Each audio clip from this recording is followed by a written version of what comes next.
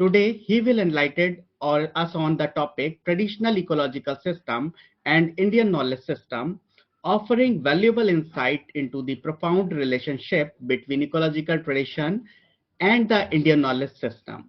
His expertise is understanding and preserving indigenous knowledge, especially in context of sustainable development and healthcare, makes our session invaluable for all of us. We eagerly look forward to his insightful discourse. Please join me in extending warm welcoming to Professor Rahul Patel from Allahabad. Uh, Sir, now it's up to you, and thanks for accepting our invitation. Thank you. नमस्कार। आशा करता हूं मेरी आवाज आप सभी तक पहुंच रही होगी। Yes sir, yes. धन्यवाद professor Goswami and your team, आपने मुझे आज इस व्याख्यान में आमंत्रित किया है और जो मेरा विषय है वो traditional ecological knowledge and Indian knowledge system से बेसिकली एसोसिएटेड है, संबंधित है।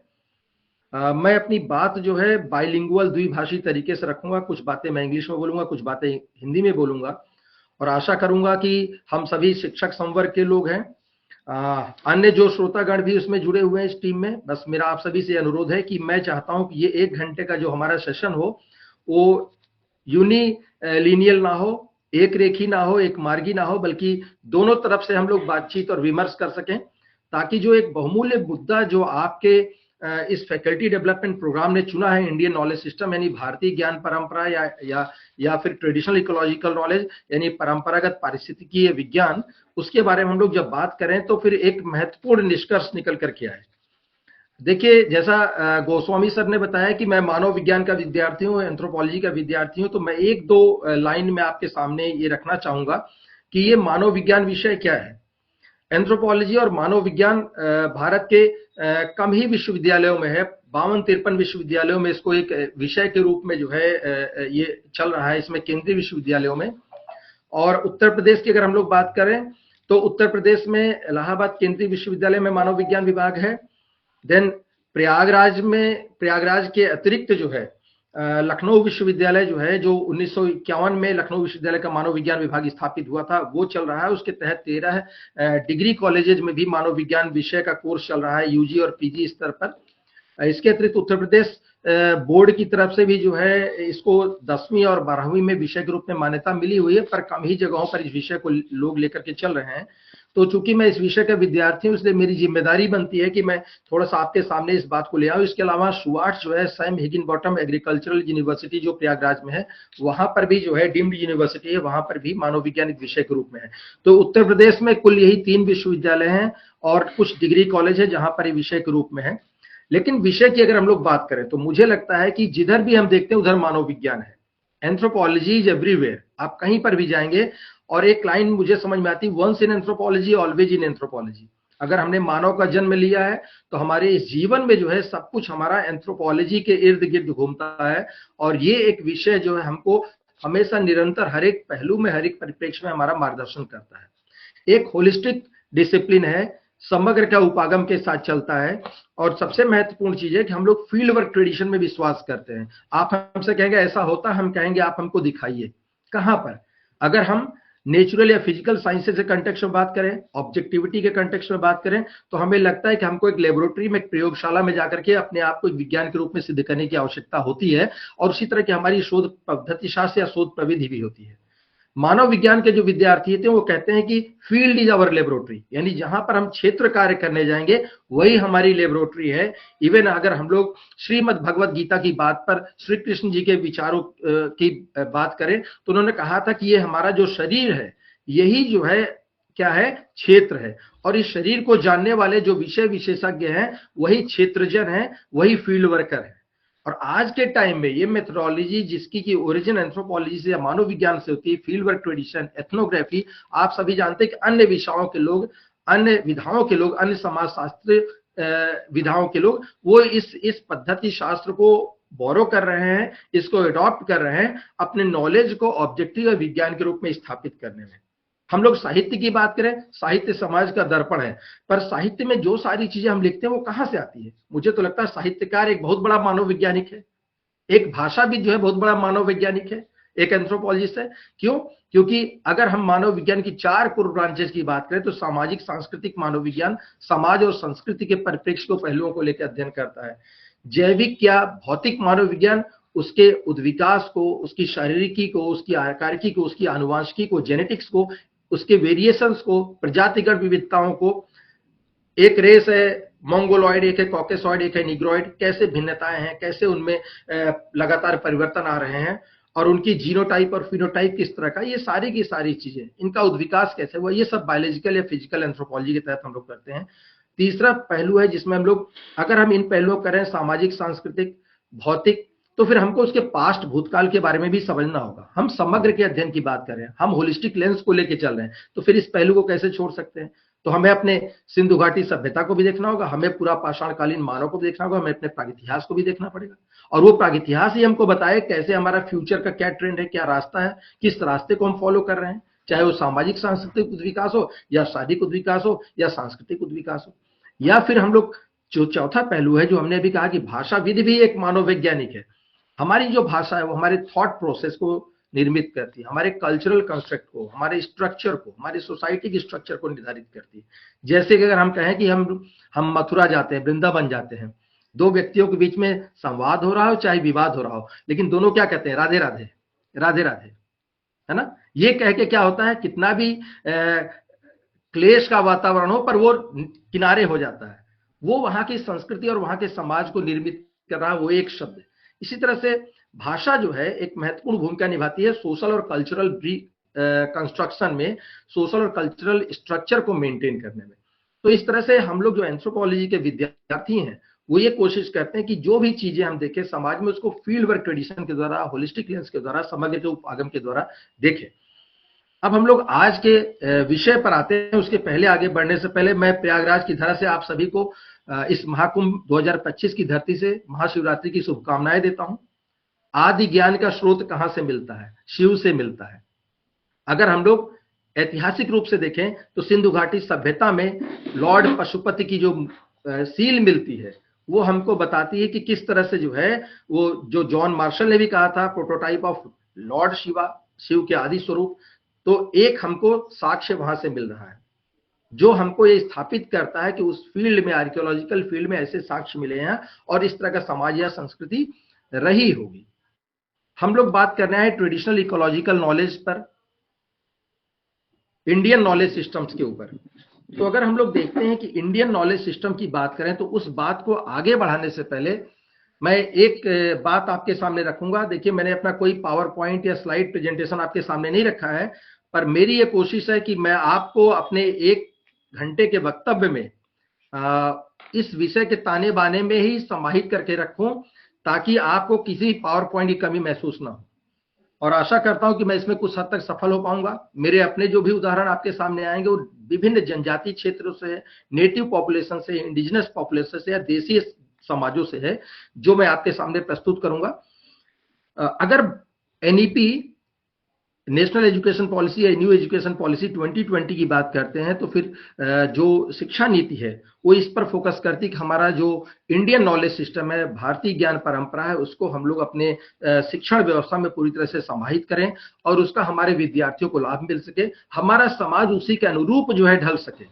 अभी तक हम लोग कॉलोनियल नॉलेज के आधार पर चल रहे थे, अंग्रेजों ने जो कुछ भी हमारे समाज के बारे में लिखा उसके ऊपर चल रहे थे। एंथ्रोपोलॉजी का विद्यार्थी होने के नाते मैं उसका क्रिटिकल इवैल्यूएशन तो करने में विश्वास करता हूं, उसको क्रिटिसाइज करने में विश्वास नहीं करता हूं। हो सकता है उस नॉलेज में भी कुछ हमें काम की चीजें हो जो हमारे लिए महत्वपूर्ण हो सकती है। तो अगर हम लोग भारतीय शिक्षा पर विचार करते हैं तो हम पाते हैं प्रारंभिक काल या उपनिषद काल से जो है, छांदोग्य उपनिषद नाम का एक उपनिषद है, आप सबने सुना होगा। ये इस उपनिषद में सनत कुमार और नारद के बीच में जो बातचीत है, वार्तालाप, उसकी बात कही गई, उसका संदर्भ आता है। और इसमें ये बात आती है, उसका जो प्रारंभ है उसमें है कि सनत कुमार के पास नारद जाते हैं और कहते हैं, भगवान मैं शिक्षाविद हूं किंतु मंत्रविद नहीं हूं, अर्थविद नहीं हूं, इस नाते मैं अशांत हूं, बेचैन हूं, मुझे शांति चाहिए, मुझे वह शिक्षा दीजिए जिससे शांति की प्राप्ति होती है।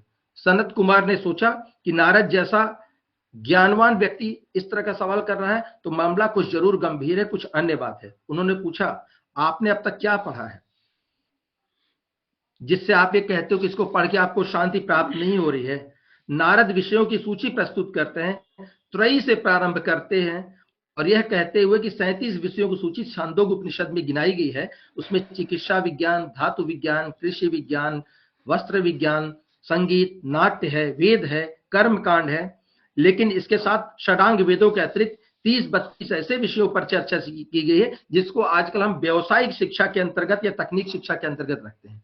हम उसका कंपार्टमेंटलाइजेशन कर चुके हैं, अंग्रेजी शिक्षा व्यवस्था से प्रभावित होकर के हमने उसको एक तरफ कर दिया है। लेकिन जितनी भी बातें हमने छांदोग्य उपनिषद के संदर्भ से आपके सामने प्रस्तुत की है, नारद और सनत कुमार के वार्तालाप से प्रस्तुत की है, तो आप देखिए ये सारा का सारा ज्ञान कहां से आया है, किस तरह से आया है, कैसे ये ज्ञान परंपरागत तरीके से हमारे पूर्वजों के द्वारा हमको प्रदान किया गया।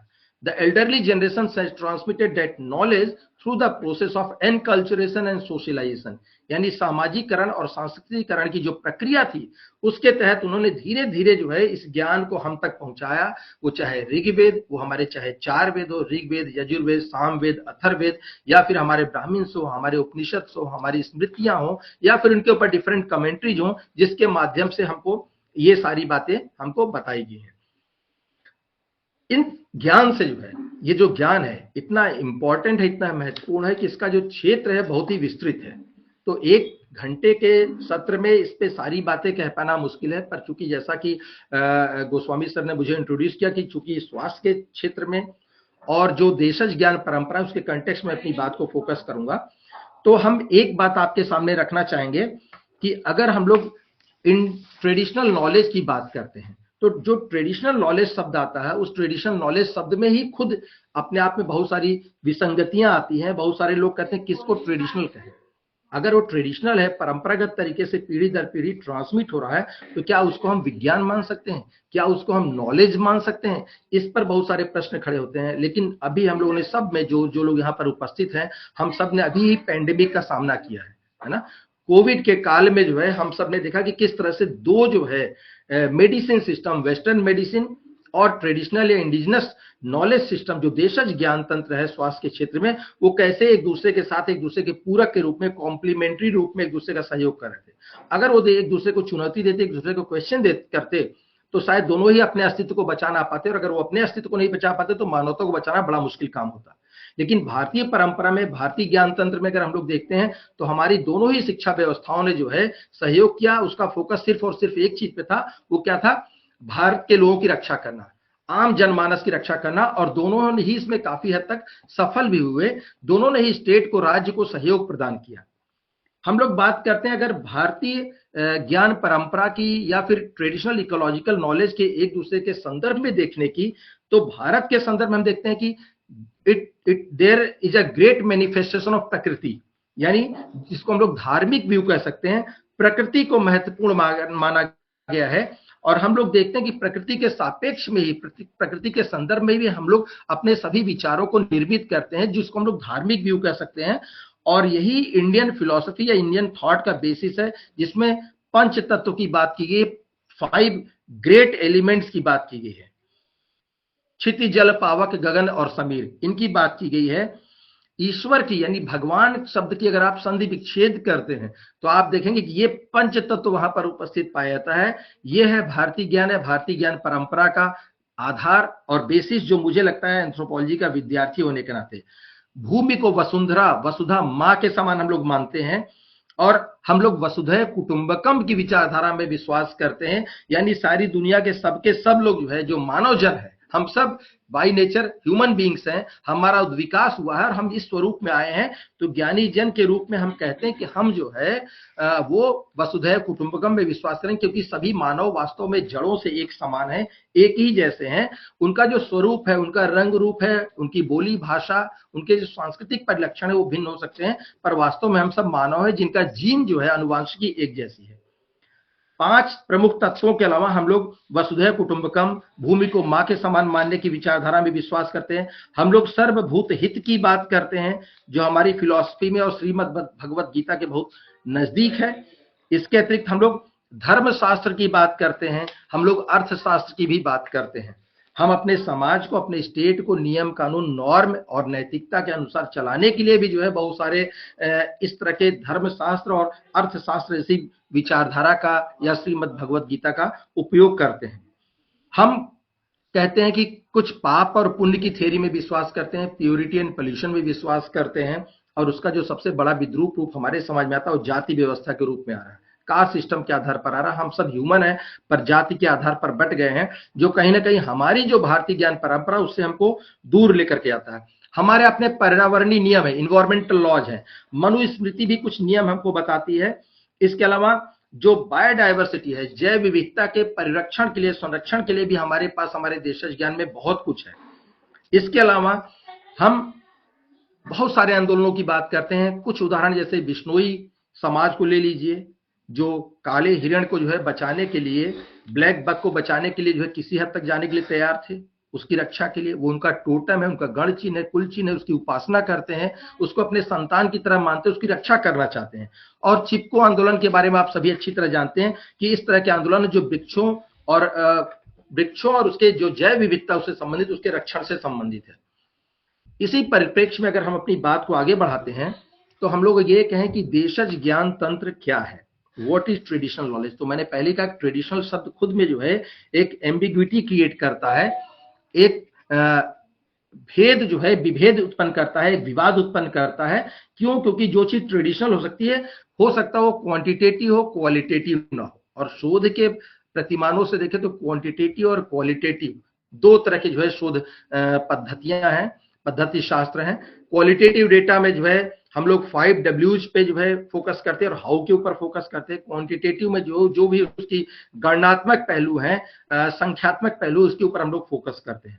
लेकिन एंथ्रोपोलॉजी का विद्यार्थी होने के नाते जो है, जो हमने कहा समग्र का उपागम है, तो हम उन पहलुओं पर फोकस करते हैं जिसमें हम देखते हैं कि क्या, क्यों, कैसे, कौन, कहां और कौन से वो जो है प्रोसेसेस हैं, बेसिक प्रक्रियाएं हैं जिसके कारण ऐसी अवस्था आई है, उन सब को हम लोग फोकस करते हैं। तो अगर हम लोग इसके संदर्भ में देखें तो जो ट्रेडिशनल शब्द है वो खुद एम्बिगुअस है। बहुत से समाज के लोग, जो बहुत सारे वैज्ञानिक हैं, समाज विज्ञानी या फिर मानव विज्ञानी, वो इस पर फोकस करते हैं कि हम इसको ट्रेडिशनल की बजाय इंडिजिनस कहें, नेटिव कहें, देशज कहें, और उन समाजों से आने वाला ज्ञान है उसकी बात हम लोग करें तो शायद ये डिबेट खत्म हो जाता है। इसके अलावा अगर हम लोग देखते हैं तो एक ऐसा ज्ञान जो कि विभिन्न परंपराओं से आता है। तो अगर हम लोग परंपराओं की बात करते हैं तो परंपराएं दो तरह की होती हैं। अगर समाज विज्ञानों के संदर्भ में बात करें तो दो तरह की परंपराएं कौन कौन सी हैं? एक ग्रेट ट्रेडिशन है और एक लिटिल ट्रेडिशन है। ग्रेट ट्रेडिशन बृहत परंपरा, लिटिल ट्रेडिशन लघु परंपरा। बृहत परंपराएं वो परंपराएं हैं जो कि वेल रिटेन है, डॉक्यूमेंटेड है ना। और कहां पर? जैसे कि हम लोग कहते हैं कि पुरोहितों की परंपराएं हैं, मंदिरों की परंपराएं हैं, मठों की परंपराएं हैं। वो परंपराएं जो लिखित रूप में है, शास्त्रों में है और एपिक्स में लिखा हुआ है, बढ़िया से उनके बारे में डिटेलिंग की गई है। लेकिन जो लिटिल ट्रेडिशंस है वो ट्रेडिशंस है जो नेटिव पॉपुलेशन से, जो देश समाज है, उनके विभिन्न परंपराओं से उत्पन्न होती है। जैसे उदाहरण के तौर पर हम कहें कि हम लोग सुनते हैं कि जगन्नाथ की जो पुरी की जगन्नाथ यात्रा है, हम सब आप इसके बारे में जानते हैं, और पुरी की जगन्नाथ यात्रा में करोड़ों लोग शामिल होते हैं। लेकिन आप सोचिए ये परंपरा उत्पन्न कहां से हुई?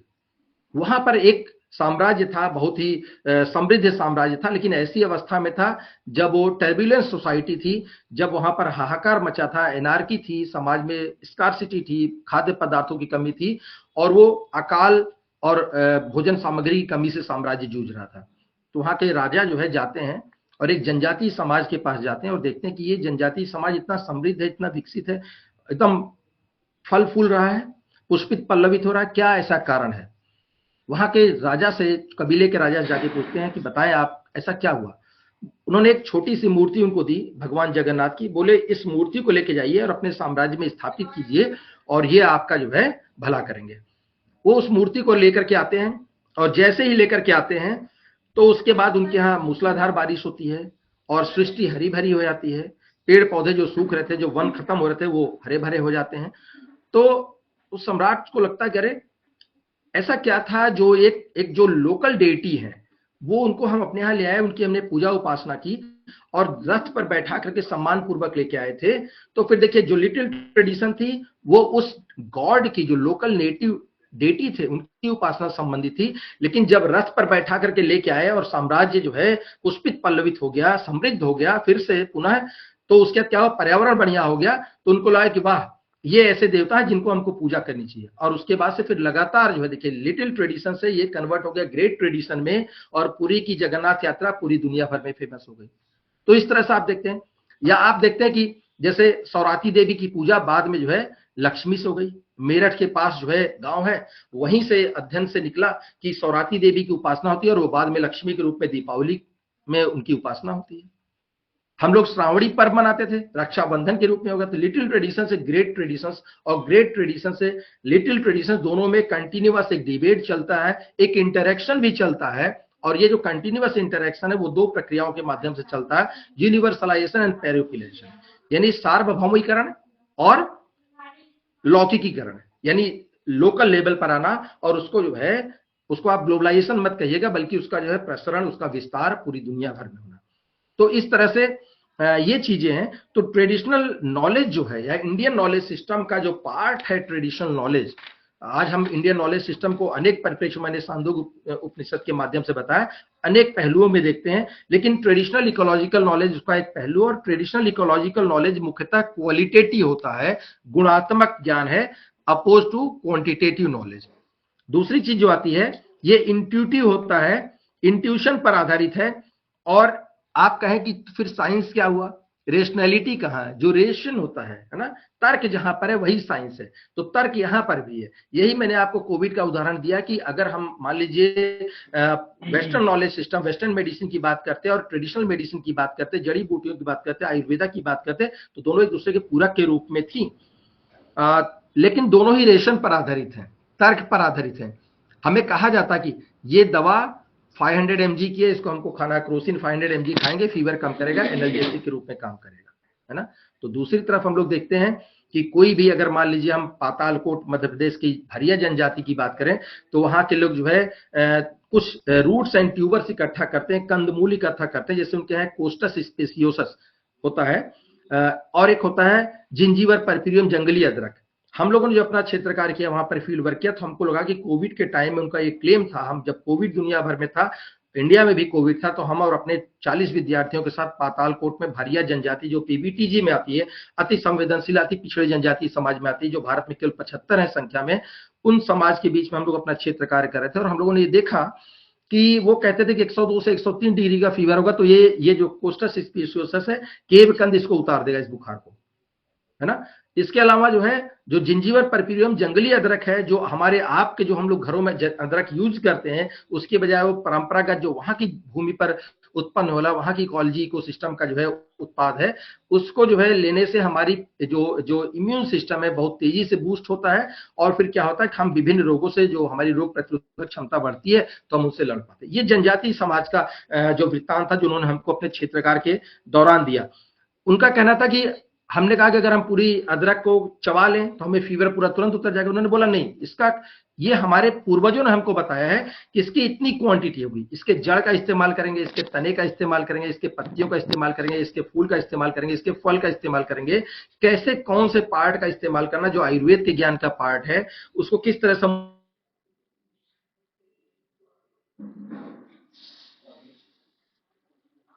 एक छोटा सा उदाहरण जनजाति समाज से आपको एम्पिरिसिज्म का दूंगा। जब हम लोग पश्चिम बंगाल के समाजों का अध्ययन करने के लिए अपने विद्यार्थियों के साथ वहां पर गए, क्षेत्र का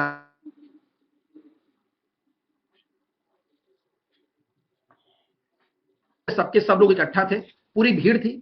हम लोग भी आजकल जैसे कभी कभी हम भी मानव हैं, भटक जाते हैं थोड़ा सा। अपनी विधा है, वैज्ञानिक विधा है कि हमको फील्ड में जाना है, लोगों से आत्मीय संबंध स्थापन करना है, फिर उनसे डेटा गैदर करना है, जो हमें इंपीरिकल डेटा होगा, जो ट्रू नॉलेज होगी, सच्चाई होगी। ट्रुथ किसका होगा, हमारा, आपका, किसी थर्ड पर्सन का, फोर्थ का, फिफ्थ का, किसी को नहीं पता है। तो अल्टीमेट ट्रुथ को फाइंड आउट करना, हम लोग कहते हैं कि हम फील्ड में जाकर खुद अपनी आंखों से देखेंगे, ऑब्जर्व करेंगे, अवलोकन करेंगे, और जो हमारी ज्ञानेंद्रियां उसको जिस तरह से लेंगी, उसको हम अपने संदर्भों में लेकर के आएंगे। तो वहां पर देखा कि जनजाति समाज के लोग जो है लगातार जो है वो देख रहे हैं, और भीड़ में देखने के बाद हम लोग भी अपना कैमरा सेट करके हो गए, हमारा भी मन किया थोड़ा सा हम लोग नेशनल ज्योग्राफिक चैनल की तरह से काम करें, तो कैमरा लगा के खड़े हो गए और हमारे विद्यार्थियों ने पूछा कि क्या कर रहे हो भाई? तो समाज के लोगों ने बोला कि हम लोग देख रहे हैं, देखिए आप भी देखिए। तो उन्होंने कहा कि क्या देख रहे हैं आप? बोले सांप और नेवले की लड़ाई साहब चल रही है। उनका सांप और नेवले की लड़ाई से इसमें क्या है? आप यूट्यूब चलाइए, हजारों चैनल दिखेंगे जो सांप और नेवले के बीच में बड़ी बीभत्स लड़ाई दिखाते हैं, तो आप उसको देख लीजिए। बोले नहीं साहब इसको देखिए, आपके फायदे की चीज है। उनका अच्छा ठीक है भाई देखते हैं। देखना शुरू किया। जब सांप नेवले को फन मारता था तो नेवला भागता था, और जब वो भागता था तो उसके पीछे समाज के 4-5 लोग दौड़ पड़ते थे। फिर नेवला आता था, फिर उसके बाद सांप उसको फिर डसने की कोशिश करता था, उसके ऊपर हमला करता था, फिर नेवला दूसरी तरफ झाड़ियों में भागता था, 4-5 लोग उसको पीछा फिर करते थे। जब ये 2-4 बार हुआ तो उन्होंने कहा हो क्या रहा है, अजीब, मतलब ये नाटक लगा रखा है इन लोगों ने, कुछ कर ही नहीं रहे, इनके पास बहुत सारा समय है, खराब कर रहे हैं। तो बोले कि साहब चुपचाप देखिए, आप व्यथित मत होइए, परेशान मत होइए। ठीक है भाई, बिना बिहवल हुए हम लोगों ने देखना जारी रखा। फिर हमारा एक विद्यार्थी उनके पीछे पीछे गया कि सर देखते हैं कर क्या रहे लोग। तो जब नेवले को सांप डसता था, नेवला भागता था किसी झाड़ियों में, तो वो विद्यार्थी भी गया उन लोगों के साथ। तो देखा कि वो लोग जहां पर नेवला जाता था और कुछ चीज को चबाता था, काटने कुतरने की कोशिश करता था, वो उसको तोड़ के अपनी पोटली में रख लेते थे, अपनी पोटली में रख करके वापस आते थे और फिर यही दूसरी दिशा में करते थे। उनसे हमने पूछा ये कैसे, क्या है ये? बोले सर यही एम्पिरिसिज्म है, यही अनुभवजन्य ज्ञान है। सांप और नेवले की लड़ाई से हमको वो ज्ञान मिल पा रहा है, ये ऐसा कौन सा च्यवनप्राश है जिसको खा करके नेवला झाड़ियों में जाता है और उस च्यवनप्राश को खा करके ताकतवर होकर आता है और अब सांप से फिर से लड़ने लगता है। इस ज्ञान को हम लोग किसी किताब में लिखा हुआ नहीं पाते, पर ओरल ट्रेडिशन में, अनरिटन ट्रेडिशंस में हमको परंपराओं में मिलता है। तो सांप और नेवले की लड़ाई से कैसे वो समाज जो है अपने ज्ञान को, नेटिव नॉलेज को आगे की परंपराओं में बढ़ा रहा है। अब आप कहेंगे जो वेस्ट बंगाल है, पश्चिम बंगाल, तो धान का कटोरा कहलाता है, राइस बोल कहलाता है, धान की खूब खेती होती थी वहां पर, है ना, ये तो आप सब जानते हैं। अब क्या मतलब है इस नॉलेज का, जो ये अनुभवजन्य ज्ञान आया सांप और नेवले की लड़ाई से, उसका उपयोग क्या हो सकता है? देखिए, जब धान को काटने के लिए जाते हैं, जो ट्रेडिशनल तरीका है, मशीनें ना हो यहाँ पर, परंपरागत तरीके से, तो हंसिये से जो है धान के ठूंठ को पकड़ के काटते हैं। लेकिन धान के खेत में पानी थोड़ा बहुत रहता है, उसमें छोटी छोटी मछलियां रहती हैं, उनके लार्वे रहते हैं, मेढक के लार्वे रहते हैं, टैडपोल रहते हैं, उनको खाने के लिए जो है चूहे, सॉरी सांप आते हैं, है ना। जब सांप आएंगे तो जब आप फसल की हार्वेस्टिंग करने जाएंगे तो क्या होगा, पकड़ के काटेंगे हाथ, तो डर रहता है कि कहीं सांप डस न ले। इससे बचाव के लिए ये जो सांप और नेवले की लड़ाई से जो जड़ी बूटी निकलती है, उस जड़ी बूटी को अपनी उंगलियों में अंगूठी की तरह से बांधे रहते हैं, अपनी पोटली में रखते हैं कि जब जरूरत होगी इसको चबा लेंगे, विष को कम करने के लिए। तो देखिए किस तरह से इसका उपयोग हो रहा है। इसी को हम वेस्ट बंगाल के दूसरे उदाहरण से जोड़ते हैं। पश्चिम बंगाल में जो है, आप सोचिए कि पहले 52 तरह की धान की प्रजातियां वहां पर होती थी, और वो धान का कटोरा अब धीरे धीरे वहां की धान की प्रजातियां गायब हो रही, गुम होती जा रही हैं, समाप्त हो रही है। International union for conservation of nature जो है, वहां की बहुत सारी धान की प्रजातियों को रेड लिस्ट में डाल चुका है, और अमेरिका हमारे पीछे पड़ा कि बासमती हमारी, हल्दी हमारी है, नीम हमारा है। इस लड़ाई में हम पड़े हुए हैं। लेकिन देखिए कैसे देशज परंपरा के नष्ट होने से, खत्म होने से, उसका डॉक्यूमेंटेशन ना होने से, कैसे परंपरा जो है ट्रेडिशनल इकोलॉजिकल नॉलेज के एस्पेक्ट्स को जो है कमजोर कर रही है। तो हमको सजोने की, बचाने की बहुत जरूरत है। ये हमारे विरासत का पार्ट है, part of cultural heritage. Heritage resource management या कल्चरल रिसोर्स मैनेजमेंट की बहुत जरूरत है। 52 प्रजातियों के बारे में जब वहां की महिलाओं से पूछा कि कमर तक खेत में पानी में खड़े होकर के आप हर साल धान लगाते थे, कितना बढ़िया धान होता था। बोले साहब क्या करें, 52 तरह की धान की प्रजातियां लगाते थे, तो हमारे पास 56 तरह के देशज गीत थे, देशज गीत, फोक सॉन्ग्स थे, जिनको हम गाते थे। महिलाएं विरह गीत गाती थी कि मेरा पति जो है रोजगार के रूप में कमाने के लिए बंबई चला गया है, या मद्रास चला गया है, कहीं और चला गया है, और हम जो है उससे दूर हैं, विरह वेदना में होती थी। लेकिन उनका फोकस भी वही होता था उस गीत के बीच में कि ये वाली फसल सखी ऐसे टाइम पे लगाओ जब खेत में इतना ही पानी होना चाहिए, बादलों का रंग ऐसा हो, पपीहा बोलेगा कि नहीं बोलेगा, टिटेरी बोलेगी कि नहीं बोलेगी, इसको हमको ध्यान में रखना पड़ेगा। अगर ये परंपरा घाघ और भट्टी की जो कहावतें हम लोग सुनते हैं नहीं ध्यान देंगे, तो 52 तरह के जब देशज गीत खत्म हो गए, तो उन्होंने अपनी बच्चियों तक, उन्होंने अपनी बेटियों तक, उन्होंने अपने पुत्रों तक उस ज्ञान को ट्रांसमिट करने में सफलता नहीं पाई, जिसकी वजह से आज वहां पर केवल 4 या 5 तरह की धान की प्रजातियां लगाई जाती है। तो आप समझ सकते हैं देशज ज्ञान कितना महत्वपूर्ण है और किस तरह से पीढ़ी दर पीढ़ी ट्रांसमिट होता है। ये होलिस्टिक होता है ना, रिडक्शनिस्ट अप्रोच के से भिन्न होता है। और इसमें क्या होलिस्टिक है, समग्र है, सभी कुछ को देखेंगे। बैगा जनजाति के लोग मध्य प्रदेश के भूमि को मां के समान मानते हैं, भूमि को मां के समान मानते हैं। हम कहें कि आप में से कोई व्यक्ति जाए और बैगा समाज के बारे में, पीबीटीजी में है, वो भी 75 में अति पिछड़े जनजाति समाजों में से है, जाए उनका अध्ययन करके आए। एक व्यक्ति हम में से जाता है और कहता है कि सर हमने इनके समाज और संस्कृति के ऊपर 1000 पेज लिखा है। दूसरा व्यक्ति बोले कि सर हमने इनके धार्मिक व्यवस्था के ऊपर लिखा। तीसरा बोले सर हमने इनके अर्थव्यवस्था के ऊपर लिखा। 1000 2,000 पेज हम लोग लेके इकट्ठा करते हैं।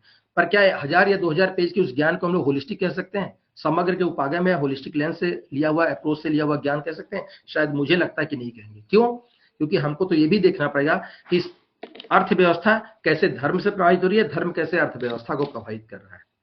जैसे बैगा के संदर्भ में देखें, भूमि को मां के समान मानते हैं। एक व्यक्ति ये जानकारी लेके आता है, बोले उसके सामने जब भी फसल लगानी होती तो पहले मदिरा गिराते हैं, बलि चढ़ाते हैं जीव जंतु की, और फिर उसके बाद वहां पर उपासना करते हैं, और फिर उसके बाद फसल का रोपण करते हैं। चाहे वो हार्वेस्टिंग हो, कटाई हो, तब भी यही करते हैं। मड़ाई हो तो भी ये करते हैं। भूमि को मां के समान मानते हैं। अब भूमि को मां के समान मानते हैं, इसीलिए वो वहां पर कौन सी तरह की कृषि व्यवस्था है? परंपरागत, जिसको हम लोग शिफ्टिंग कल्टीवेशन कहते हैं, झूम कृषि कहते हैं, स्थानांतरित कृषि कहते हैं, तमिल या तेलुगु भाषा में पोडू या उखर कहते हैं, या फिर हम लोग स्वीडन कल्टीवेशन कहते हैं। यानी कि क्या हुआ, जमीन पर जो है जंगल को, झाड़ियों में आग लगा दी, एक राख की परत तैयार हो गई, उसके ऊपर बीजों को डाल दिया, मुट्ठी से, फिस्ट से डाल दिया, गिरा दिया, और उसके बाद फिर भगवान की उपासना की, भगवान बारिश हो जाए, प्रकृति की उपासना की, तरह तरह के तरीके अपनाए, मैजिकोलॉजिकल परफॉर्मेंस से जादू टोना भी किया, पूजा उपासना भी की, और बोला बारिश हो जाए। हो गई तो अच्छी बात है, नहीं हुई तो फिर देवता रुष्ट हैं, फिर आगे कुछ प्रयास करेंगे उनको तुष्ट करने के लिए, उनको प्रसन्न करने के लिए, प्रोपिशिएट करने के लिए। तो ये परंपराएं उनके यहाँ है। तो स्थानांतरित कृषि में जो है बैगा, क्योंकि भूमि को मां के समान मानता है, इसलिए स्थानांतरित कृषि करता है। ये है जो होलिज्म जिसकी हम लोग बात कर रहे हैं एंथ्रोपोलॉजी के पर्सपेक्टिव से, कि अगर भूमि को मां के समान नहीं मानता तो आधुनिक कृषि यंत्रों का उपयोग करता, बढ़िया सा high yielding variety of seeds को लेता, अच्छी तरह से उन्नतशील होता। पर वो कहता नहीं हम यही परंपरा, क्यों? क्योंकि वो कहता है कि इट इज जस्ट लाइक, अगर हम हल बैल का इस्तेमाल करेंगे तो it is just like tearing the bosom of mother earth, यानी भूमि के मां के सीने को चीरने के समान है। ऐसा कौन संतान होगी? वो संतान कहलाएगी जो अपनी मां को दर्द देगा, है कि नहीं? ये हम सब मानते हैं। तो आप देखिए कैसे धर्म जो है उनकी आर्थिकी को प्रभावित करा, आर्थिक संगठनों को प्रभावित करा। तो इसीलिए हम कहते हैं कि ये होलिस्टिक ज्ञान है, नॉलेज है, जो उनको ट्रेडिशनली ट्रांसमिट हो रहा है। देन माइंड और मैटर को जो है, यानी मस्तिष्क और तत्व को अलग अलग नहीं देखता ट्रेडिशनल इकोलॉजिकल नॉलेज, है ना। इनको सेपरेशन में विश्वास नहीं करता, बल्कि जो है ये दोनों को एक समान मानता। और यही श्रीमद् भगवद गीता में भी इसी तरह की बातें कही गई, मुझे ऐसा प्रतीत होता है। ये एक मॉरल ज्ञान होता है। ट्रेडिशनल इकोलॉजिकल नॉलेज जो है मॉरल ज्ञान है, नैतिक ज्ञान है। ये वैल्यू फ्री जो है की बात नहीं करता ना, वैल्यू फ्री नहीं, ठीक है। ये मॉरलिटी है, वैल्यू लेडन है, इंपिरिकल ऑब्जर्वेशंस पर आधारित हो, जैसा मैंने आपको अब बताया, है ना। जैसे हम लोग कहते हैं एक्सपेरिमेंटेशन लेबोरेटरी में होता है, उस तरह का एक्सपेरिमेंटेशन नहीं था, पर हम वहां पर समाजों में जाकर के देखते हैं और इंपिरिसिज्म अनुभव जन्यता से प्राप्त करते हैं। जैसे कि आप कभी अगर उत्तराखंड जाइए, जौनसर बाबर क्षेत्र है, देहरादून से जो है 70-80 किलोमीटर आप जाएंगे, चक्राता तहसील, वहां से भी आगे जाएंगे तो आपको जौनसर बाबर, जौनसारी जनजाति का क्षेत्र मिलता है। वहां पर एक होती है बिच्छू घास, जिसको बॉटेनिकल भाषा में अर्टिका डायोटिया कहते हैं, लिनियसी फैमिली का होता है। आप जाएंगे तो वहां पर देखेंगे टूरिज्म के, पर्यटन के लिए, तो ऐसे ऐसे आपके हाथ में मार के दिखाएंगे सूखी घास को, देखने में बिल्कुल जैसे भटकटैया होता है वैसी होता है, और बोलेंगे ये चोट आपका दर्द जो है खत्म कर देगा, एनाल्जेसिक का काम करता है। जब मैं जौनसर बाबर में अपने अध्ययन के लिए गया था, क्षेत्रकार के लिए गया, तो वहां पर देखा है एक 82-83 साल के बुजुर्ग थे। मैंने आत्मीय संबंध स्थापन के लिए कहा कि चलो मैं भी जंगल को काटता हूं, किसी तरह से झाड़ साफ करता हूं, और आपकी खेती योग्य जो टेरेस कल्टीवेशन सीढ़ीनुमा खेत बनाते हैं उसमें मैं आपकी मदद करता हूं। मुझे लगा शायद आत्मीय संबंध बनाने का और इनसे डेटा गैदर करने का एक अच्छा तरीका है, उनके काम में मदद करो। मैंने ये किया, और जब ये करना शुरू किया तो मेरे हाथ में 2-4 बार कुछ लगा कि जैसे किसी जीव ने डंक मार दिया, स्टिंग कर दिया है, तो हाथ में थोड़ा स्वेलिंग होने लगी, दर्द होने लगा, और मैं अपने हाथ को पकड़ के बैठ गया। तो एक बुजुर्ग आदमी जिनकी मैं चर्चा कर रहा था, जगरू दास नाम मुझे उनका याद आता, वो आए, बोले कि क्या हुआ, मुस्कुराते। मैंने कहा दादा आप मुस्कुरा रहे हैं, आप हंस रहे हैं, देखिए यहाँ तो हाथ में जो है लग रहा है सूज रहा है, कुछ बिच्छू या किसी जीव ने डंक मार दिया। तो मुस्कुराते बोले बेटा किस पौधे के पास थे? तो मैंने कहा कि यही सब तो थे। तो बोले आओ तुम्हें एक पौधा मैं दिखाता हूँ। उन्होंने मुझे वही बिच्छू घास, नाम से बिच्छू घास पतल रहा, अर्टिका डायोटिया, पत्तियों पर कांटे थे, नेटल्स थे, अगर कांटों को किसी चीज से टच करिए ऊपर से, जैसे बिच्छू का डंक होता है, उसको टच करिए केवल डंक के ऊपर से तो हार्ड रहता है, प्रिक करने के लिए तैयार रहता है, डंक मारने के लिए तैयार, बाकी अगल बगल छूएगा तो फोल्ड हो जाएगा, मुड़ जाएगा, सॉफ्ट लगेगा। ऐसे ही वो भी नेटल्स से। और उन्होंने मुझे बताया कि इसमें जो केमिकल टॉक्सिन्स हैं वो यही है।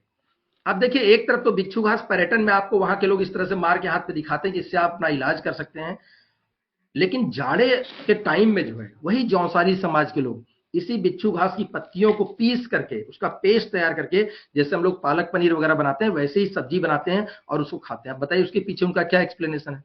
वो कहते हैं कि इसमें जो टॉक्सिन्स हैं, जो केमिकल्स है, जो कंस्टिट्यूएंट्स हैं इसके, वो हमारे शरीर में पिसे हुए स्वरूप में जाते हैं, पक करके जाते हैं, तो क्या होता है हमारे शरीर के टेम्परेचर को बढ़ा देते हैं। जनजातीय समाज है, ईट ड्रिंक और मेरी मेकिंग में काफी विश्वास करता है।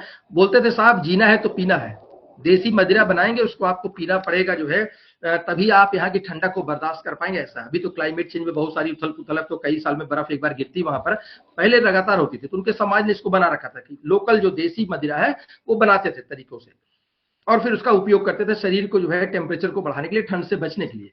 लेकिन उन्होंने कहा कि नहीं, मदिरा नहीं पिएंगे, उसका अल्टरनेटिव क्या है कि हमको पर्यावरण से ही कुछ ऐसी सामग्री को जुटाना है, जैसे बिच्छू घास है उसको पीस करके उसको भोजन सामग्री के रूप में इस्तेमाल करेंगे, शरीर का तापमान टॉक्सिन से बाहर रहेगा और हमको ठंडक कम महसूस होगी। मदिरा का अल्टरनेटिव उन्होंने खोज लिया, देखिए, है ना। तो इस तरह से आप देखते हैं कि ये नॉलेज है जो ट्रांसमिट हो रही पीढ़ी दर पीढ़ी, ये उसके बारे में कुछ है जो हम कह रहे थे कि कैसे पहचानेंगे इंडिजिनस नॉलेज को या ट्रेडिशनल नॉलेज को। इसका जो है प्रैक्टिकल इम्प्लीकेशन है, जैसे international union for conservation of nature कहता है कि पर्यावरण बदल रहा है, क्लाइमेट चेंज की समस्या से हम लोग जूझ रहे हैं, ग्लोबल वार्मिंग से जूझ रहे हैं, और बहुत सारी जैव विविधता की प्रजातियां, बहुत सारे प्लांट्स की, वेजिटेशन की, फ्लोरा या फाउना की जो है जो स्पीसीज है वो खत्म होती जा रही है। तो international union for conservation of nature उनको अलग अलग सूची में रखता है और ये कहता है कि हमको उन सभी परंपराओं को बचा के रखना है, उस हर तरह के फ्लोरा एंड फाउना को बचा के रखना है, जिससे हमको कोई ना कोई तरह की इकोलॉजिकल नॉलेज मिलती है। और आजकल आप एक शब्द सुनेंगे जो ट्रेडिशनल ग्रुप्स है ना, ट्रेडिशनल ग्रुप्स इसमें बड़ा इंपॉर्टेंट रोल प्ले करता है इस तरह की चीजों में। बहुत सारे समाज है जहां पर जनजाति समाज, जहां पर सब लोग नहीं जा सकते, जैसे मंदिर का गर्भगृह है सब लोग नहीं जा सकते, वैसे जंगल का, वन का भी एक गर्भगृह है, गर्भ क्षेत्र है जहां पर सब लोग नहीं जा सकते, और वहां पर जो भी चीजें होंगी उसको छूना या नष्ट करना जो है पूरी तरह से निषिद्ध होता है, प्रतिषिद्ध होता है। तो इस तरह की चीजें हैं। अगर हम लोग कुछ और उदाहरण ले इसी तरह के समाज से, मान लीजिए हम उत्तराखंड के जौनसर बाबर के समाज की ही बात करते हैं, तो हम लोग देखते हैं कि आज समाज में बहुत सारे समाज ऐसे हैं जिनको संसाधनों की कमी है, जो बेसिकली प्रोलेटेरिएट समाज से बिलोंग करते हैं, बोर्जुआ नहीं है ना। अगर मार्क्स की भाषा हम लोग बात करें तो हम लोग देखते हैं कि जौनसार बाबर का जो लोएस्ट रंग, एक इकलौती जनजातियों में से एक है जिसमें जातीय व्यवस्था पाई जाती है। जनजातियों में सामान्यतः जाति व्यवस्था नहीं होती है, लेकिन जौनसारी जनजाति जो है, जिसको बेसिकली खस या खोस कहते हैं, उसमें ये मिलता है। उनका जो लोएस्ट रंग, जो निचला समाज है, जिसको कोल्टा कहते हैं, जिसमें डोम और चर्मकार लोग आते हैं उस समाज के, तो वो कहते हैं कि साहब बहुत समय तक वो बॉन्डेड लेबर से भी लड़ते रहे, बंधुआ मजदूरी से। 1976 में बॉन्डेड लेबर एबॉलिशन एक्ट आया, तो जो है वो उससे थोड़ा बहुत उनका सरकार के संरक्षात्मक या कॉन्स्टिट्यूशनल सेफगार्ड से उनका बचाव हो पाया। तो कोल्टा समुदाय से जब हम लोगों ने बात की, समाज से बात की, भाई क्या करते हो जब भोजन की कमी होती है। हम आपसे अगर ये प्रश्न पूछा है तो हम लोग कहेंगे कि हम सरकार की नीति के प्रति शिक्षा के माध्यम से अपने आप को जागरूक करेंगे, अपने समाज को जागरूक करेंगे, ताकि सरकार से हमको कुछ संसाधन मिल सके, उसको हम प्राप्त कर सके, या फिर हम अपने स्किल को डेवलप करेंगे, जो आजकल स्किल डेवलपमेंट में बड़ा फोकस है कि स्किल को डेवलप करेंगे और फिर नए तरह का ज्ञान प्राप्त करेंगे। तो कोल्टा कहता कि नहीं साहब, मैं ये सब कुछ नहीं करूंगा, बड़ा मुश्किल है मेरे लिए सब कर पाना, मैं बहुत गरीबी में हूँ, अटर उसमें जी रहा हूँ, इकोनॉमिक कंडीशन हमारी बहुत खराब है। तो कहता है कि हम नगदूम नाम की घास साहब लाएंगे, उसको खा लेंगे। तो बोले नगदूम नाम की घास खा करके क्या करेंगे। बोले साहब ये पेट है, यही सब पाप का भी जड़ है, सारे पाप पेट से ही जुड़े हुए हैं। हमारी फिलॉसफी यही कहती है कि पेट ना हो तो पाप खत्म हो जाएंगे, पेट ना हो तो भूख खत्म हो जाएगी।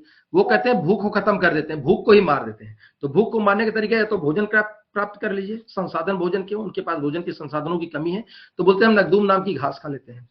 नगदूम नाम की घास जब खा लेते हैं तो क्या होता है, हमारी भूख ही मर जाती है साहब, एपेटाइट किलिंग है। अब आप देखिए उस समाज के बारे में एक बार कल्पना कीजिए दिमाग में कि वो समाज कह रहा है मैं भूख को ना मिटाऊं, भूख को ही खत्म कर दूं हमेशा से, क्षुधा को मार दूं। कैसे मारेंगे क्षुधा को? इस तरह की जड़ी बूटी को खा करके, जिसको लोग नगदुम कहते हैं। दूसरा उदाहरण वही उसी समाज से है, जौनसार बाबर में।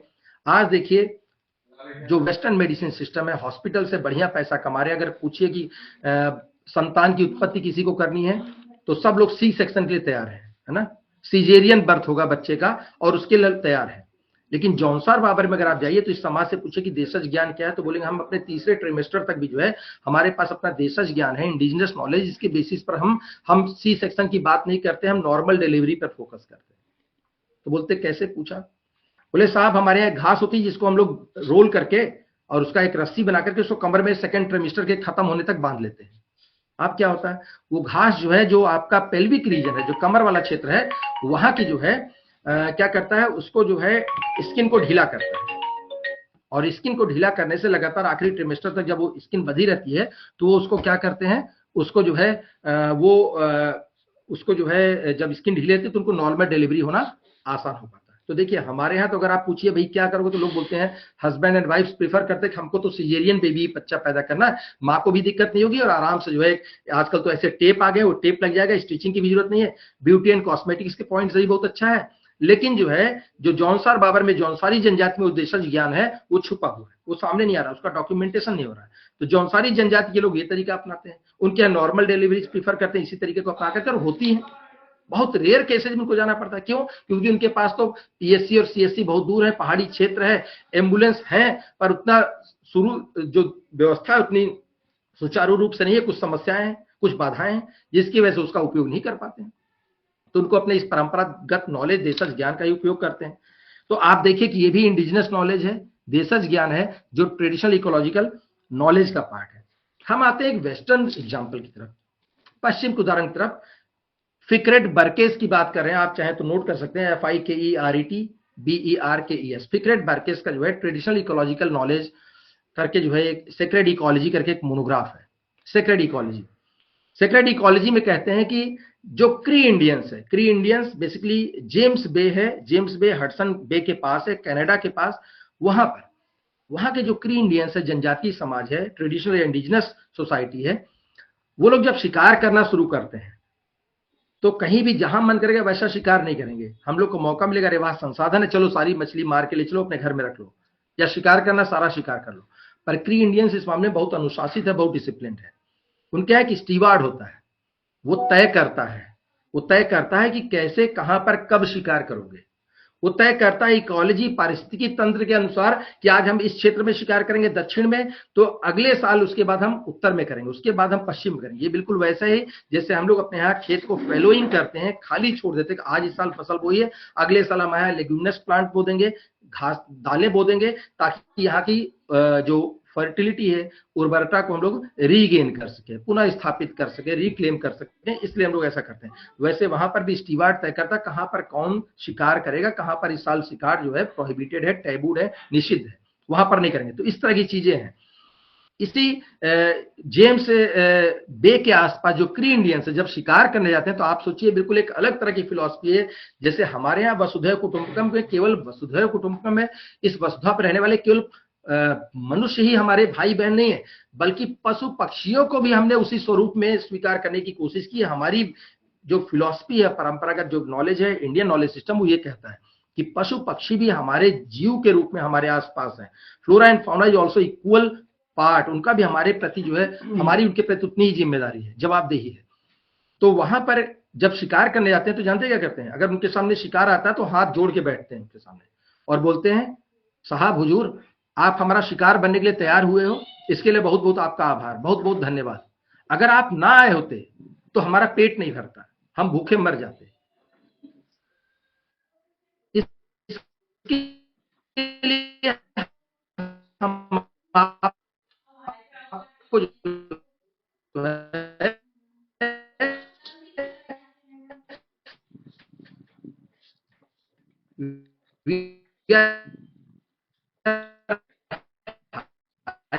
इंडियन नॉलेज जो कंस्टिट्यूट करी इंडियन नॉलेज सिस्टम को डिफरेंट पार्ट में, डिफरेंट एस्पेक्ट्स में।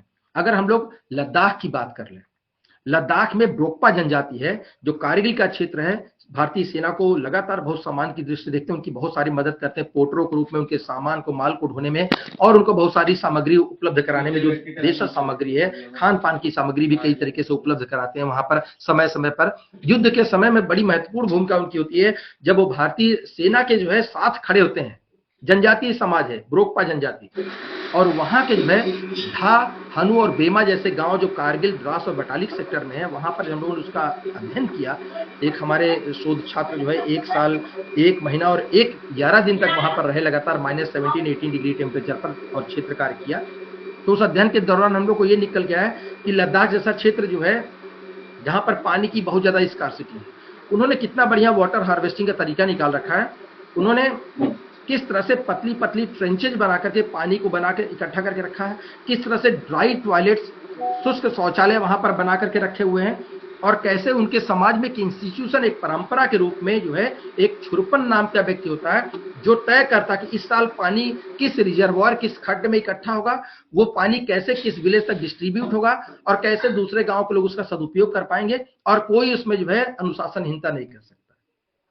ये नॉलेज छुरपन को कहां से आ रही, पीढ़ी दर पीढ़ी उसको अपने पूर्वजों से प्राप्त हुई। लद्दाख जैसे क्षेत्र में, जहां पर आज हम आर्टिफिशियल ग्लेशियर की बात कर रहे हैं, एक अलग तरह का आंदोलन जब से जो यूनियन टेरिटरी बना तब से वहां पर चलता है, लेकिन वहीं पर वहां के ब्रोकपा नामक जनजाति समाज ने जल संरक्षण के अपने तरीके, अपनी तकनीक ईजाद कर रखी है। पातालकोट के भरिया के जो लोग हैं, वहां पर पानी की बहुत कमी है। वहां पर 1-2 छोटी छोटी नदियां हैं, बरसाती नदियों जैसी है, लेकिन उन्होंने क्या किया, पत्थरों में छोटे छोटे छिद्र बना करके पहाड़ों में, और उससे एक छोटी सी लकड़ी वहां से लटका देते हैं, और लकड़ी होती निर्गुंडी की, और वहां पे गड्ढा बनाते हैं जिसमें उससे पानी टपकता है निर्गुंडी की लकड़ी को टच करते हुए, और उस गड्ढे गर्त के आसपास, पीठ के आसपास भी जो है निर्गुंडी का पौधा बोए रहते हैं।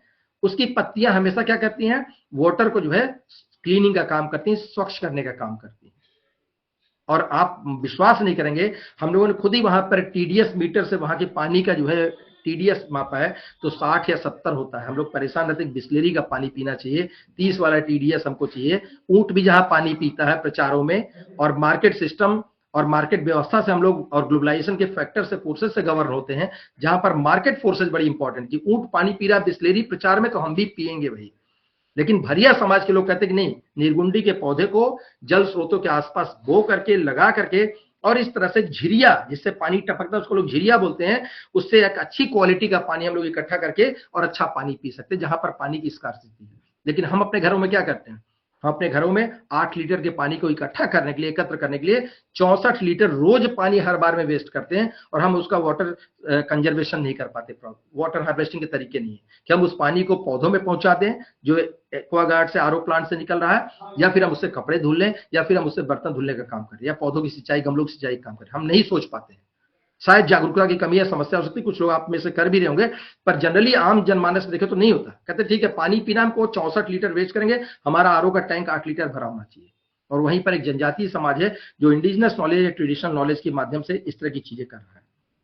इसके अलावा अगर हम लोग कुछ और उदाहरण लें, 2004 की सुनामी आपको याद होगी, 26 दिसंबर 2004 को आई थी, आप सब उसके गवाह हैं।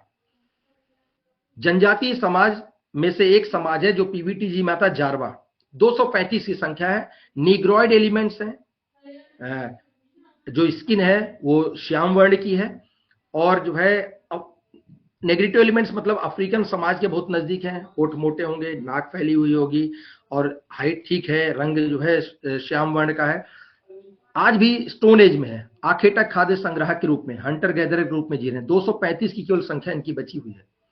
और इस समाज के लोगों ने जो है, जब सुनामी आने वाला था 26 दिसंबर 2004 को, तो इन्होंने 3 दिन पहले इनको ज्ञान प्राप्त हो गया, किससे, पर्यावरण में जो नमी थी, जो समुद्र में जब फिशिंग, मत्स्य आखेट करने जाते थे, वहां पर मछलियों के व्यवहार को, ऑक्टोपस के व्यवहार को देख करके ये क्या करते थे, ये 3 दिन पहले ऊंचे स्थलों पर भाग गए कि कुछ ना कुछ तो जो है अनूठा होने वाला, जो कभी नहीं हुआ, कुछ ना कुछ गड़बड़ होने वाली है। और वो सारे के सारे बच गए, 235 के 235।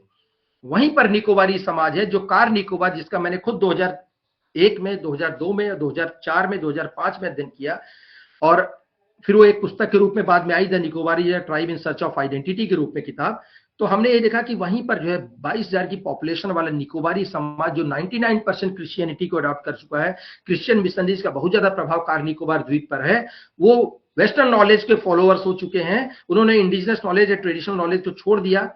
आप देखिए 26 दिसंबर 2004 को सुनामी आई थी, 25 दिसंबर को क्रिसमस डे होता है।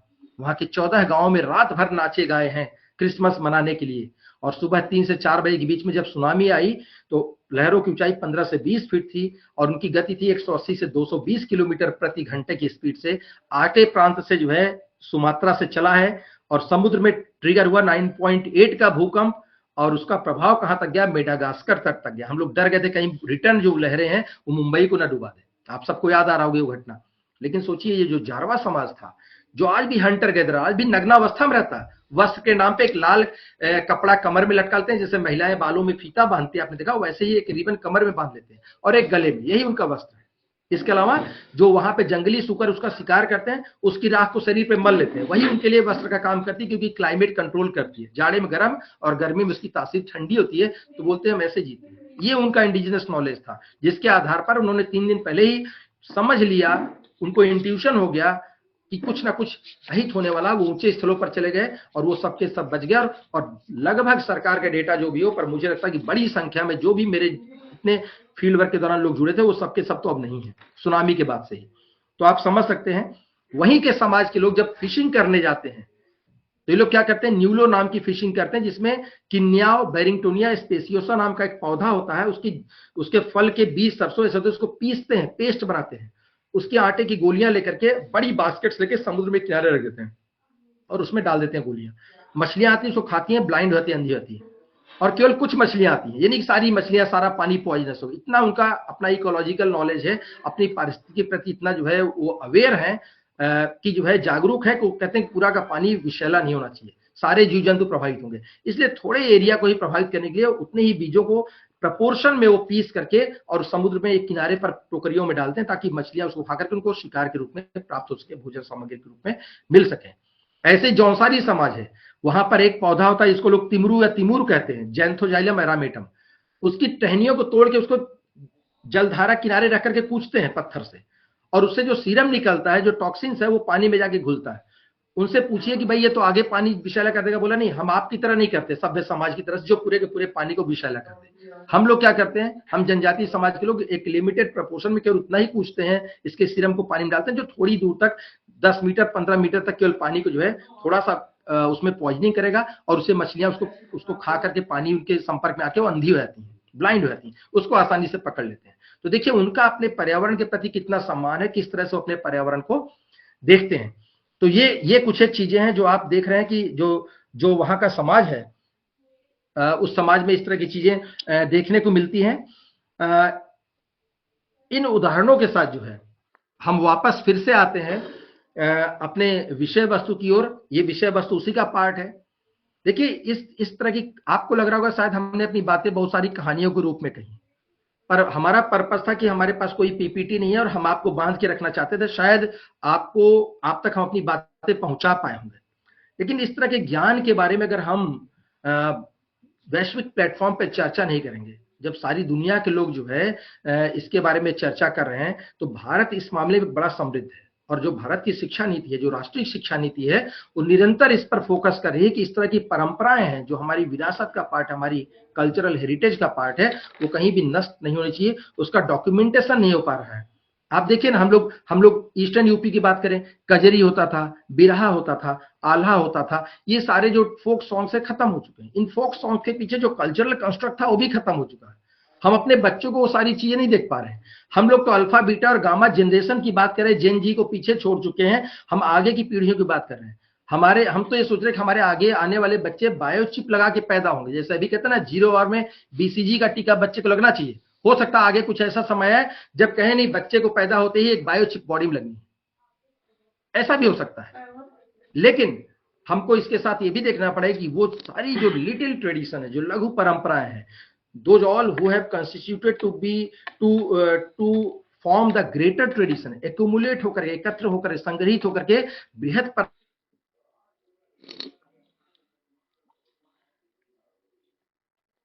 चीजों को हमको देखना पड़ेगा। हमको उसको समझना पड़ेगा। अगर हम उसको सम्मान नहीं दे पाएंगे, हम उसको संरक्षित नहीं कर पाएंगे, तो कहीं ना कहीं ये आगे आने वाले समय में हो सकता है मानवता के लिए खतरा हो। आखिर बताइए, हम लोगों ने स्वास्थ्य व्यवस्था कितना डेवलप कर लिया है, कितना बढ़ गए हैं, लेकिन उसके साथ साथ देखिए कितनी सारी समस्याएं आ रही, कितनी सारी नकली दवाएं भी बन के आ रही हैं, कितनी सारी उन दवाओं की कार्ड बन के आ रही है, और उन दवाओं के प्रभाव से कितने हमारे शरीर के विभिन्न अंग जो है नष्ट हो रहे हैं, खत्म हो रहे हैं। तो निश्चित तौर पर हमको उस नॉलेज सिस्टम जो वेस्टर्न नॉलेज है, उसके साथ साथ हमको ट्रेडिशनल नॉलेज को भी ध्यान रखना पड़ेगा। हम कोशिश करते हैं ऐसे जो लिटिल ट्रेडिशंस के जो कैरियर्स हैं, जनजातीय समाज, उनके साथ संपर्क बना सके। पर एक उदाहरण से अपनी बात खत्म करूंगा क्योंकि समय खत्म हो रहा है।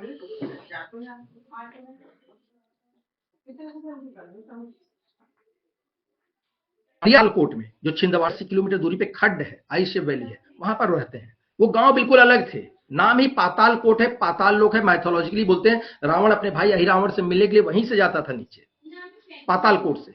और पाताल कोट में इतनी सारी जड़ी बूटियां थी, लेकिन बाहर की जो फार्मास्यूटिकल एजेंसीज हैं और स्टेट के इस एजेंसीज को कंट्रोल ना कर पाने के कारण, कहीं ना कहीं उनके थोड़ा बहुत फेलियर होने के कारण क्या हुआ है, ये वहां से सारी जड़ी बूटियों को ड्रेन कर रहे हैं, वहां से लेकर के जा रहे हैं।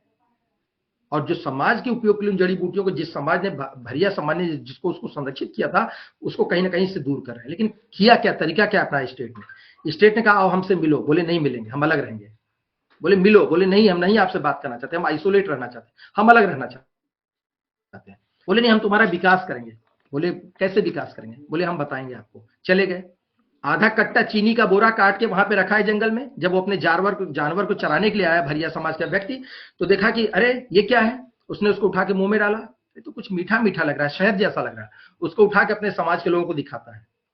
कुछ दिनों बाद फिर वही जाता है, दूसरा व्यक्ति कोई जंगल में, फिर वो सफेद रंग की कोई चीज दिखती है, उसको उठा के चखता है, बोलता है तो नमक जैसा लग रहा है। ये तो वही नमक है जो रॉक सॉल्ट, जिसको हम लोग जो है उल्टा लटक करके जो है चट्टानों पे, गॉर्ज पे पैरों को रस्सी में बांध के उल्टा लटकते हैं और खुरच खुरच करके निकालते हैं, जिस रॉक सॉल्ट के बारे में बहुत सारे प्रचार आप देखते हैं, है ना, कि कोई कहता हिमालय की कंदराओं से आया, कोई कहता कहीं से आया, कोई कहता कहीं से।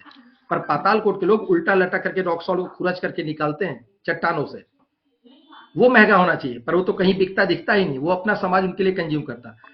उसने कहा अच्छा ये सफेद रंग की चीज क्या, उसको भी लेके आया, समाज के लोगों को बांटा, खाया। हमने दिया क्या, उनसे संपर्क बनाने के नाम पे हमने उनको चीनी और नमक दिया। आप सोचिएगा, आज हमारे समाज में बीमारियों का सबसे बड़ा वाहक कौन है, ये चीनी और नमक ही है। चाहे ब्लड प्रेशर हो, चाहे डायबिटीज हो, चाहे और उससे एसोसिएटेड बीमारियां हो, हमारी जीवन शैली, हमारी दिनचर्या जो देशज ज्ञान से दूर होती जा रही है, और ये नमक और चीनी के इस्तेमाल से डिस्प्रपोर्शनेट यूसेज ने हमको तरह तरह की बीमारियों का वाहक बना दिया है। तो वो जनजातीय समाज जो नमक और चीनी से दूर भागता था, जो जानता नहीं था, उसको हमने नमक और चीनी के बारे में बताया। हमने उसको गिफ्ट में क्या दिया, विकास नहीं दिया, हमने उसको गिफ्ट में दिया ब्लड प्रेशर, हमने उसको दिया डायबिटीज। तो इसको हमको सोचना पड़ेगा कि इस तरह का जो देशज ज्ञान है हमारे समाज में, उस देशज ज्ञान को, जो मैंने कहा था एंथ्रोपोलॉजी इज एवरीवेयर, अगर हम उस लेंस से, होलिस्टिक लेंस से देखते तो हमारे आसपास हर तरफ एंथ्रोपोलॉजी है, और हमारे हर तरफ वो इंडिजिनस नॉलेज है, देशज ज्ञान है, जिसको हमको सुरक्षित और संरक्षित करने की आवश्यकता है, जिसको डॉक्यूमेंट करने की आवश्यकता है। और आज के टाइम में जब डिजिटल इरा में हम सभी शिक्षक हैं, विद्यार्थी हैं अलग अलग विषयों के, अलग अलग विधाओं के, तो हमारे पास एक बड़ा अच्छा मौका है कि डिजिटल प्लेटफॉर्म का इस्तेमाल करते हुए हमारे आसपास जो इस तरह की चीज मिले उसको हम शोध पत्र के रूप में, आर्टिकल्स के रूप में, आलेखों के रूप में जरूर रखें, ताकि वो कहीं ना कहीं उनका डॉक्यूमेंटेशन हो सके, और हमारी जो आने वाली पीढ़ियां हैं उनको उसके बारे में बढ़िया जानकारी हम दे सकें। अगर हम इसमें फेल होते हैं तो ये हमारे पेरेंटिंग का फेलियर होगा। जो माता पिता के रूप में हमारी भूमिका, हम कहते हैं हम ऋण से मुक्त होना चाहिए। अगर हम इस ऋण से ऋण होना चाहते हैं तो जरूरी है कि हम अपनी संतानों को, अपनी संततियों को जो भारतीय ज्ञान परंपरा है, जो इंडियन नॉलेज सिस्टम है, उसको हम दें। हम डिफाइन नहीं कर सकते एक शब्द में, ना इंडियन नॉलेज सिस्टम को, ना ट्रेडिशनल इकोलॉजिकल नॉलेज को, है ना। इसलिए हमने कहा था ट्रेडिशनल को इंडिजिनस नॉलेज सिस्टम या नेटिव नॉलेज सिस्टम करना ज्यादा बेहतर है। और भारतीय ज्ञान परंपरा या फिर भारतीय नॉलेज सिस्टम या फिर इंडियन नॉलेज सिस्टम, इस पे भी आप देखिए बहुत सारे डिबेट्स आजकल हो रहे हैं सेमिनार्स में कि इसको भारतीय कहे इंडिया या इंडियन कहे। आप चाहे इंडियन कहिए चाहे भारतीय कहिए, उसके पीछे की जो सोल है, जो आत्मा, वो ये तो यही चाह रही ना कि हम इसका संरक्षण करें, इसका परिरक्षण करें, इसको बचा के रखें, इसको हम अपनी आगे वाली पीढ़ियों को सोशलाइजेशन यानी सामाजिकरण और इनकल्चरेशन या संस्कृतिकरण के माध्यम से आगे पहुंचा सके, ताकि हमारी जो आगे आने वाली पीढ़ियां हैं वो सस्टेनेबल डेवलपमेंट या सतत विकास के बारे में समझ सके। आपको जो भी मैंने उदाहरण दिए वो सब सस्टेनेबल डेवलपमेंट या सतत विकास से संबंधित है। तो आशा करता हूं कि समय, मुझे लग रहा है जिस समय पर वो शुरू किया था वो लगभग हो गया है, और अब मैं आयोजन मंडल से, गोस्वामी सर से अनुरोध करूंगा कि आगे अपनी बात जारी रखें, क्योंकि समय का ध्यान रखना बहुत जरूरी है। आप सभी को बहुत बहुत धन्यवाद, आपने धैर्यपूर्वक मुझे सुना, और अगर कुछ आप बात करना चाहते हैं आगे तो उसके लिए आपका स्वागत है। Thank you very much sir, मतलब बहुत ही अच्छी इंफॉर्मेशन हमारे साथ शेयर हुई, और सबसे मोस्ट इम्पोर्टेंट था कि आपने स्टोरी टेलिंग के माध्यम से बताया। जो हमारा पुराना सिस्टम था, हमारी गुरु शिष्य परंपरा में भी वही चलता था कि स्टोरी टेलिंग से बताते थे, जैसे हमारे पंचतंत्र और वो सब भी चीजें हैं, तो हम लोग ज्यादा अटैच हो पाते हैं उस चीज से अगर हम लोग स्टोरी टेलिंग में करते हैं। मतलब हमें तो चाहिए कि हम लोग अपने क्लासरूम में भी आप तो करते ही होंगे डेफिनेटली, क्योंकि लग रहा है आपके लेक्चर से, हम लोगों को भी वो स्टोरी टेलिंग वाला सिस्टम रिवाइव करना चाहिए, तो बच्चे ज्यादा कनेक्ट हो पाएंगे हमसे। आपने बहुत ही अच्छे तरीके से और साधारण शब्दों में बिल्कुल आपने बताया और हमें प्रेरित किया कि हम लोग बैक टू रूट की तरफ जाएं। हमें जरूरी है कि हम अपनी एपिक्स को समझें और उनको संरक्षित करने का काम करें। आपने सोशल और कल्चरल इंटरेक्शन की बात की, आपने आदि ज्ञान से जोड़ा इस चीज को, तो बहुत ही अच्छा, मतलब बड़ा इंटरेक्टिव सा सेशन लगा, और मतलब बहुत नॉलेज, मतलब कम समय में सिंपल शब्दों में आपने बहुत Hi Baba Matet. शास्त्र की बात करी आपने, जो संरक्षण, जैव विविधता के संरक्षण की बात करी आपने, और सबसे मोस्ट इम्पोर्टेंट जो आपने ट्राइबल कम्युनिटीज को लेकर, जो उनके एग्जाम्पल्स के लेकर देखा, बताया कि वास्तव में जो उनके पास ज्ञान था वो हमें रखना चाहिए, वापस लेना चाहिए। उनके सिंपल, हम लोग जो उनके सिंपल स्टेप्स हैं उन सबको हमें वापस रिवाइव करने की जरूरत है। जो हम लोग भी, आई एम अ बॉटनिस्ट, तो हम लोग एथनोबॉटनी पढ़ाते हैं बच्चों को, तो वो है कि हमें वास्तव में उनके पास जाना चाहिए, मतलब सिर्फ किताबी ज्ञान के क्लासरूम में बैठकर नहीं, मतलब हमें वहां जाकर उनका नेचुरल ज्ञान लेना चाहिए। तो डेफिनेटली वो बड़ा ही इंपॉर्टेंट था। आपने अलग अलग जनजातियों की बात करी, जिसमें जौनसारी जनजाति की बात करी, उनका बड़ा अच्छा एग्जाम्पल आपने जो दिया, नगदुम ग्रास का, बिच्छू घास का, ये फेमस है, मतलब बड़े ही है, लेकिन आजकल के टाइम पे हम लोग थोड़ा कट गए हैं, हम लोग ज्यादा एलोपैथी और इन सब चीजों में जुड़ गए हैं। जबकि मतलब मुझे याद है कि हमें कहा जाता था कि प्रकृति ने हमें सब कुछ दिया है, अगर उसने कोई हमारे लिए कॉज क्रिएट किया है तो उसका सॉल्यूशन भी वहीं पर है। तो आपने बड़ा अच्छा कनेक्ट किया कि अगर बिच्छू है वहां पर, तो वहां पर बिच्छू ग्रास भी है जिससे हम लोग बच सकते हैं।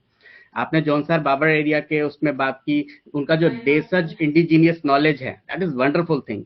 और आपने दूसरे पश्चिमी उसका भी एग्जाम्पल लिया, जो सेक्रेड इकोलॉजी का, जो जेम्स बे के, उनका लिया आपने, क्रे इंडिजिनियस प्रजाति का, जनजाति का बात की आपने, पशु पक्षी, डेफिनेटली हमारी संस्कृति में तो है ही है कि हम लोग पशु पक्षियों को भी अपना मित्र और अपना साथी समझते हैं।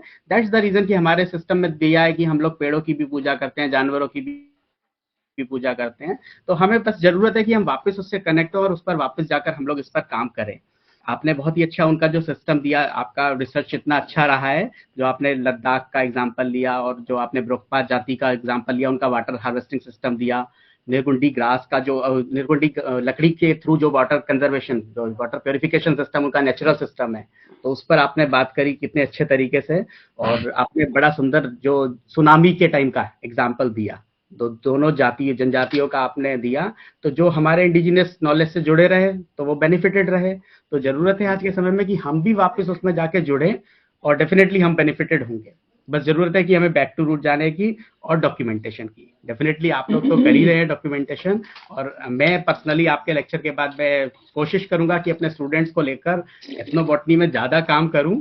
और we are lucky enough also कि दिस टाइम अब जो हमारा एनईपी का सिलेबस जो राजस्थान में इसी साल से लगा है, उसमें एथनोबॉटनी एक स्पेशल पेपर लगा है पूरा। पहले एक पार्ट था, पूरा पेपर दिया है हमें, तो सेकंड सेमेस्टर में ही है। तो definitely I try to do my best कि हम लोग डेफिनेटली लेवल पर जाकर काम करें। थैंक्स अलॉट सर, मतलब बहुत ही इंफॉर्मेटिव, बहुत ही अच्छा सेशन था। और मतलब इसके बाद भी डेफिनेटली हम लोग आपको परेशान करते रहेंगे बीच बीच में, सर को अपनी तरफ से मैं रविंद्र बीच में बोलना चाहूंगी। सर आपको मेरी तरफ से बहुत बहुत धन्यवाद। मैंने भी पूरा सुना क्योंकि आपका लेक्चर शुरू हो गया था, मैं 10 मिनट के बाद ज्वाइन कर पाई, तो मैंने रविंद्र जी को सारी रिस्पॉन्सिबिलिटी दी थी कि कहीं कोई और प्रॉब्लम नहीं होनी चाहिए। वैसे तो हमारा बहुत मन था सर आप लोगों को ऑफलाइन बैठ के सुनने का, सामने से बात करने का, लेकिन वो हो नहीं पाया। लेकिन इतनी इन्फॉर्मेटिव, इतना जो आप लोगों ने वो किया है। कल ग्रुप में एक मैसेज आया था डॉक्टर आलोक का, सभी लोगों ने पढ़ा होगा, हमारा आप तो है नहीं ग्रुप में, कि आप अगर पीछे की चीज़ों को देखते रहेंगे तो आगे वाली चीज़ों को जो है, जो काम की चीज़ें हैं वो सब मतलब वेस्ट हो जाएगा। आपको आज के ज़माने के हिसाब से चलना चाहिए। तो मुझे ये ऐसा लगता है कि थोड़ी एक कन्फ्यूजन है लोगों में। हमने ये नहीं कहा है कि हम आज के हिसाब से नहीं चलेंगे, लेकिन जो हमारी परंपरा में जो अच्छी चीज़ें हैं, उसको क्यों भूल जाएँ? वो आज भी उतने ही काम की है। और चाहे एआई आ जाए, आर्टिफिशियल इंटेलिजेंस, नो डाउट कि चीज़ें बड़ी गति से और बहुत जल्दी हो जाती हैं, अच्छी हो जाती हैं, बेनिफिशियल है।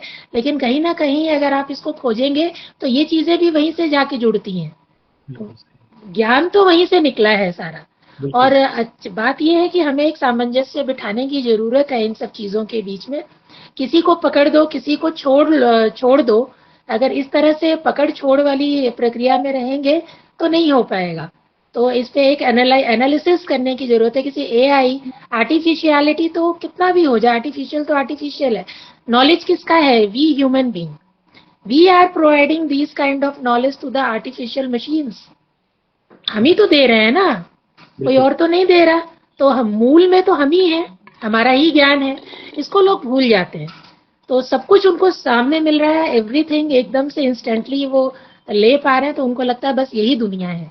उसके पीछे जाने की कोशिश करते ही नहीं है। और जिस दिन हम अपनी भारतीय ज्ञान परंपरा, जैसा मैंने मैसेज में भी लिखा था कि विश्व का आधार है, और कहीं भी ढूंढिए कहीं ना कहीं हम आपको मिल ही जाते हैं उसमें। पश्चिमी लोग इतना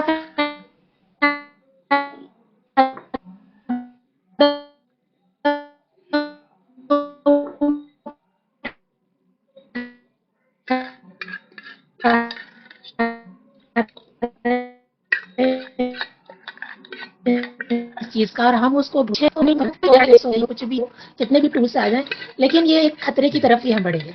और आने वाले टाइम में बहुत सी चीजें बहुत डिस्ट्रक्टिव भी हो जाएंगी। तो बैलेंस बनाना बहुत जरूरी है सर। मैं भी आपको बहुत दिल से धन्यवाद करती हूँ, और कोशिश करेंगे कि हम अपने लेक्चर सीरीज जो हमने कहा है ज्ञान ज्ञान कुंभ के माध्यम से, महीने में एक दिन हम रखेंगे, ऐसे टाइम पे रखेंगे कि सभी लोग फ्री हों और आराम से बैठ के सुन सकें। तो मैं पार्टिसिपेंट से ही फीडबैक लूंगी कि क्या टाइम होना चाहिए, पर अब हमें इसको कंटिन्यू रखना है। तो सर बहुत बहुत धन्यवाद सर आपका, आप आए। धन्यवाद मैडम, आप सबका धन्यवाद। आप सबने मुझे मौका दिया, और आप सभी जो पार्टिसिपेंट्स हैं, आप सबने मुझे बहुत धैर्यपूर्वक सुना। उसके लिए आप सभी का बहुत बहुत आभार। निश्चित तौर पर बहुत सारी चीजें छूटी होंगी। मैं कोशिश करूंगा अगली बार जब हम लोग बैठे तो आपसे भी कुछ हमको भी मिले, ये टू वे ट्रैफिक हो, नॉलेज का आदान प्रदान हो। तो आप सभी को बहुत बहुत धन्यवाद, बहुत बहुत आभार मुझे मौका देने। धन्यवाद sir, thank you sir. Thank you. Thank you sir. और बाकी मैं एक बार सभी पार्टिसिपेंट से रिक्वेस्ट करूंगा, अगर उनके कोई क्वेश्चन है तो वो करें। रेनू जी, आपका कोई क्वेश्चन है क्या? आपने हैंड रेज किया है। रेनू जी सुन पा रहे हैं? आपका कोई क्वेश्चन है क्या सर से? ओके, मे बी शायद गलती से हो गया होगा। मैं पार्टिसिपेंट से एक बार रिक्वेस्ट करूंगा कि वो सब अपना कैमरा स्टार्ट करें, so we can take a picture, कि हम लोग एक से मेमोरी वे में रखें।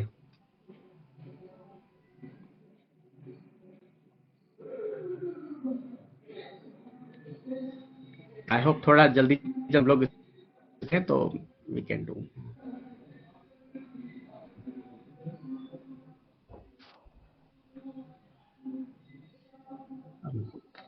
यूनुस, आप सुन पा रहे हैं तो आप प्लीज इसका एक स्क्रीनशॉट लेकर रखिए, है ना? मैंने भी ले लिया है। ये सर मैं ले लेता हूँ। ये जितने भी लोग हैं ना, एक दो और कैमरा ऑन करके और मैं स्क्रीनशॉट ले लेता हूँ इसका। Okay, good good. तो ये बड़ा मतलब बहुत अच्छी मेमोरी रही आपके साथ सर, और मतलब बहुत नॉलेजेबल। मुझे तो लगता है बार बार आपको सुनता रहूं मैं, और डेफिनेटली मैं तो मतलब आपको परेशान करने वाला हूं। मतलब आपकी नॉलेज मुझे चाहिए ही चाहिए। हम लोग एक दूसरे को सुनेंगे हमेशा, और ये मौका मैं भी चाहूंगा आप लोग भी मुझे कुछ बताएं, शेयर करें हम लोग, है ना sir? Okay, thank you sir, thanks a lot thank you, हमें टाइम देने के लिए। Thank you sir.